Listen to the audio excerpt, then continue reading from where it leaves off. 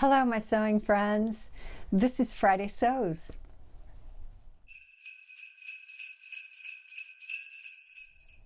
I'm Jen, and this is my sewing room, and thank you so much for stopping by and sharing with me today a little bit of talking about sewing, talking about what I sewed this past week and this weekend and on into next week. And on into next week, gosh. Christmas is 1 week from today. Who's panicking? Who is scrambling? Who needs to figure out a whole lot of stuff? But who got their Christmas presents all wrapped? Me. I'm so excited. That's something I did earlier this past week, was sit down and go on Amazon and order everything. And then I had it all within a couple of days. And so I'm so glad that's done. We are not having a full-on Christmas this year. We are having a mini Christmas. But while my kids all said, we'll do Christmas in April, that'll be our full-on Christmas, I'm thinking, well, Santa's coming to this house and there will be presents under the tree. So y'all can just, I'll just tell you that right now because that's happening. One of the greatest things about being able to buy your gifts quickly and efficiently is just to be the person that has Prime that everybody uses, so they all can go on and make a list. And so all I have to do is look at their lists and go down and click and buy the things. And I don't always buy them at Amazon. Sometimes, like in this case, there was a video game that they wanted, and so I had to go somewhere else to get it. But it's so easy to get it all done. So, about 2 hours and I was done Christmas shopping. It was great. I have gotten them other things, and I'll do some catch-up work tomorrow with, little gifts that I want to get, but it's pretty much all done. Okay, let's talk about sewing. I want to tell you about my maxi skirt and top that I'm going to wear for Christmas morning. The skirt is a hack of McCall's 7131. This is culottes, and when I made this the first time, it was for my daughter, and I made the floor length culottes, but they didn't fit. So I went back in and I closed up the center front and center back seams and just made it a skirt. Well, I loved that. And I thought, that's what I should do. And the reason I did that was because I didn't want to deal with another pattern and try and find the same features that this has. This has pleats in the front, it has slash pockets in the front, and it has an elastic back waistline. So it's so comfortable and so easy to wear, and it fits like a dream. So all I did was go in to the pattern and I traced it off, and I took where the crotch curve starts to curve, and at the point where it starts to curve, I just started there and went straight down and drew a line. And then I made that a fold line so that I laid the front on the fold and the back on the fold. Because this skirt is gathered in the back and pleated in the front, I didn't really lose any fullness, which was nice. So that worked great, really worked great. The only other thing I did with this pattern is that on the front, because this is culottes, it has two pleats that come together in the front like this, and they're an inverted pleat. So I just turned that center front pleat the other way, the two pleats the other way. So turned out fabulous. I made it from a cotton flannel that I kind of made a half-hearted attempt to match the plaids. What I really wanted was for the lines to line up. I didn't care if the actual pattern lined up, but kind of helped, kind of went together. I think that I did a pretty good job on the pockets, but beyond that, I just didn't really care. The drape of this flannel that I used was, I wondered if it would be too bulky, but it's not, it's fine. And it feels like pajamas. Oh my gosh, it's so comfortable. So I know I'm gonna get a lot of wear out of that skirt. It's like joggers or pajama pants, except that it's a skirt. So comfy. The top is Simplicity 8601. With this, I made View C, and I made it out of a sanded satin that I found at Joann's. I found the flannel for the skirt at Joann's also. I really like this, and I had seen Sharon at Sharon Sews make it from knit, and I liked the idea of that, but I wanted it a little more fancy than that, you know, because it's Christmas morning. I wanted it just a little shinier, a little more sparkly. Well, the sanded satin is a very matte fabric, but it has some drape, you know. I lengthened the bodice by 2 inches, and I lengthened the point at which you sew the center front seam down, and then you stop, and then that forms the opening where the ties can tie in the front. And so I dropped that about 2 inches, and I think I'm going to go back in and raise it an inch, and I'm going to take about an inch off of the bodice length, so that it comes up a little higher. Because the trouble is that when I tie it, it hits me right at about my hips, which if I were wearing jeans, that would be fine. But with that particular skirt that I made it to go with, it falls a little low, and the way that the skirt is made with the pleats and the flannel, it just makes me look wide. And so I can just fold it under, but I do think even if I don't take the length off the bodice, which I have to think about that because it may screw up the ties, but even if I don't, I am going to raise that point where the center front seam comes down and stops, so that you can tie the tie, so that the tie will come up a little bit. I think actually that may solve the problem. I'll do that first, and if it didn't solve it, then I'll shorten it. But easy, so easy to make this. The sleeve is in 2 pieces, and it ties, and it was just so simple to put together. I did pretty much the whole thing in about a day, so that worked out really well, and I can highly recommend both these patterns. And if you want me to go into more detail and show you how I did that hack, I can do that. Just let me know in the comments. I worked on my Christmas dress yesterday and part of today because, you know, I just needed to come in here and create. So it's right here, and this is Butterick 6411. I think this, well, it's a really quick sew, and it's really easy. I did something with this that I think that everybody should do before you make something. Go to patternreview.com and look at, or do a search on the pattern, any pattern, indie, big four, it doesn't matter, and see what others have said about it. And I'm so glad I did that with this, because everybody said that the bodice was cut really short. So while on the pattern envelope it looks like this dress is hitting at the model's waist, actually the way it's cut in reality, it comes up way high. So I added about 5.5 inches to the bodice length. And so I think I'm going to have to go back in and shorten it a little bit, because the waistline seam where the bodice attaches to the skirt is hitting a little below where this drape is, and this drape needs a little bit of help. I've not, you know, kind of pinned it together on one side because I want to work with the drape, but yeah, I think I need to raise that, because that needs to fit up under where the drape comes down.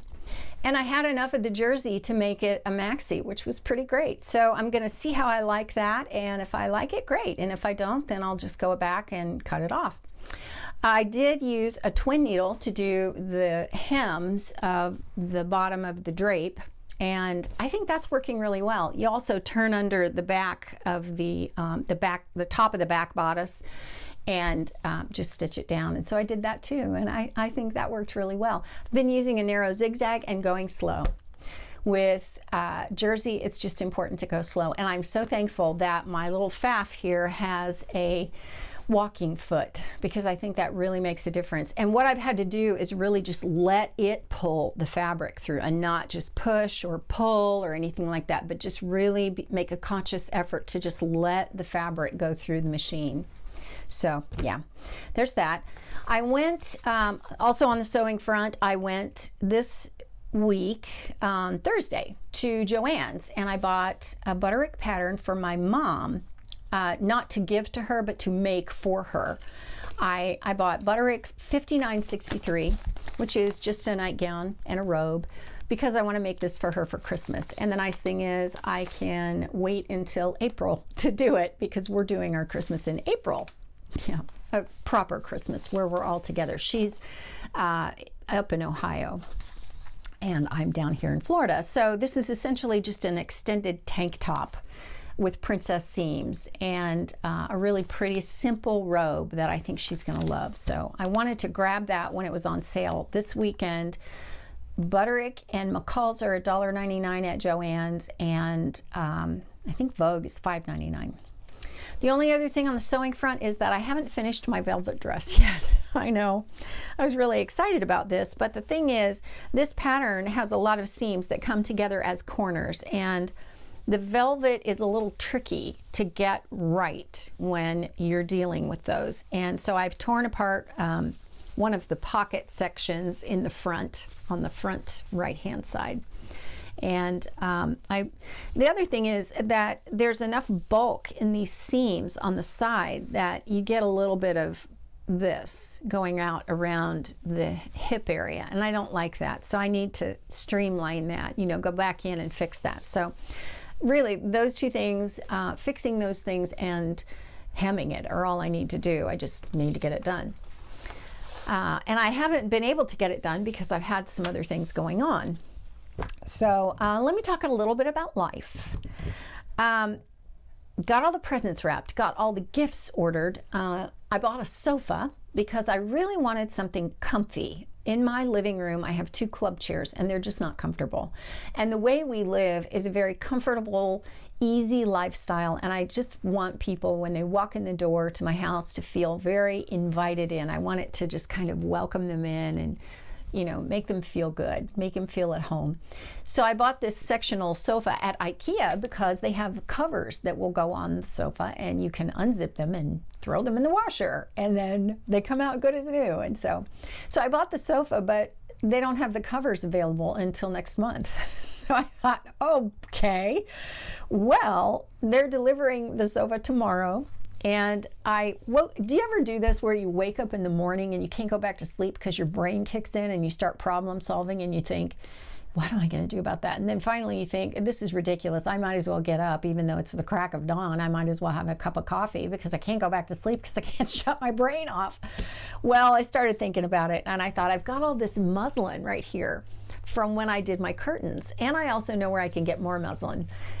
So easy fix. I'll just cover the thing in muslin and we'll be good. It's a sectional, very comfy, and that's going to solve a lot of problems. Plus I have to make peanut butter kisses, which are peanut butter cookies where you bake them and then you press a chocolate kiss down into the center, and they're so good because peanut butter and chocolate.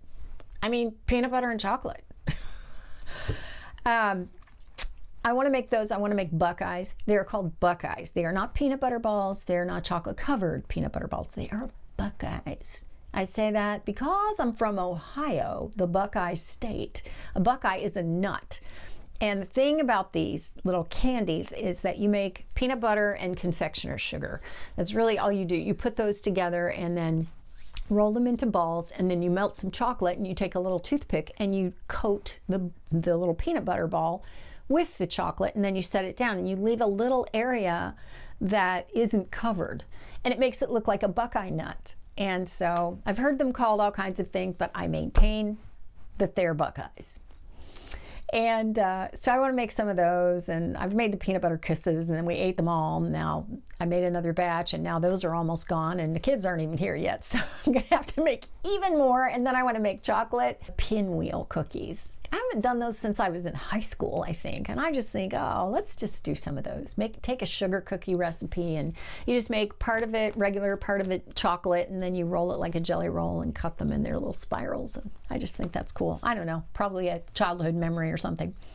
Okay, the last thing I want to talk about is I want to say thank you.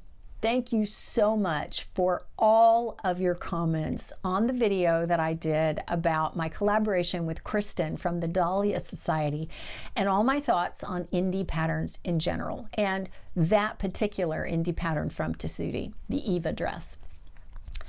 You all had so much to say about that, and I appreciated it so much because I learned so much. There were kind of common denominator issues that came through that I noticed, and one was cost. And what I found was that if you live in the US, of course you're going to get a big 4 pattern for $1.99 when they go on sale. But that doesn't happen in the rest of the world. So with the cost of a Big Four pattern other places in the world, other than the US, it makes far more sense cost-wise to go with an indie pattern.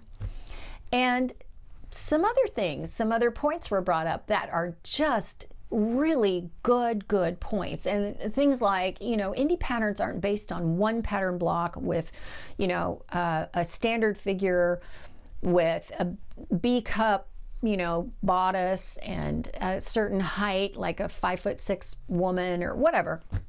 The Big Four have one standard block that they use, and they use that for all the designs, for all the patterns that they put out. Now, of course, you're going to have to take any pattern and cut it to fit you, but indie designers tend to vary one to the next, but they are much better at using the figure of a real woman to base the block on. And I think that's an excellent point. They also don't they don't always use the standard tried and true techniques that you should learn before you really get far into sewing. I still maintain that you got to learn the rules before you can break the rules. On the other hand, learning the rules takes a lot of trying things and often failing.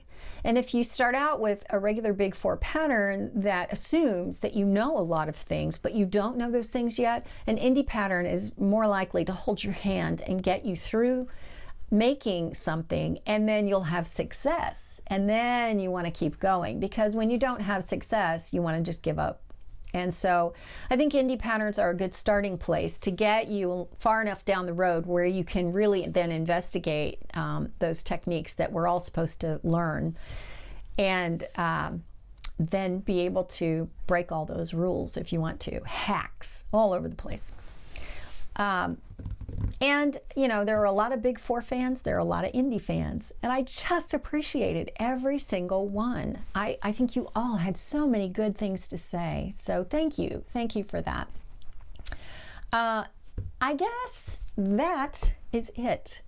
So I do want to tell you, if you're spending Christmas alone because of the virus and all of the restrictions in place, I just want you to know that I'm thinking of you. I will be thinking of you. You all come to mind, and so of course, I'm a person of faith, so I pray for a lot of you. I just pray that, you are well, and those of you who have chronic things that you deal with, or, you're recovering from surgery or things like that, I pray for you. I just want you to know that. And yeah, it's the best time of the year, isn't it? Merry Christmas. I think for those of us who are Christians, people of faith who happen to be Christians, Christmas is a very joyous time. And so, yeah, I love the spirit of the season. And so I just want to wish you a Merry Christmas.